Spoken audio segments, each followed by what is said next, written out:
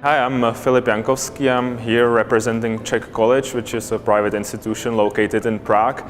And now we are here in Bulgaria, where we have opportunity to meet agencies and different universities, which is quite beneficial for us because we are looking for new partners, and this is a great opportunity how to achieve so. Also, I would like to mention that it's great to be here in Bulgaria because culturally wise, this is something really close to me, being from the Czech Republic. People are very nice. We even experienced some nightlife, and I can't complain about that either. We tried rakia with my colleague, and even we had a chance to enjoy the city. However, it's quite cold and snowy, but it was pretty nice here in Sofia. So the organization of the whole event was quite helpful from the beginning, like with the accommodation.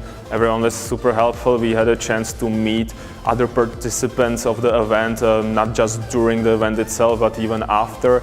Also, there are a lot of opportunities of networking during lunch, and after there are programs for participants, I believe even till midnight. So for anyone who seeks for interaction, there's plenty of opportunities, and we don't have to create our own program, but everything is taken care of. And even if anyone needs something, so far people were very helpful. So definitely, if there's this event and perhaps next year, I believe our organization as Czech College would be very interested to participate again.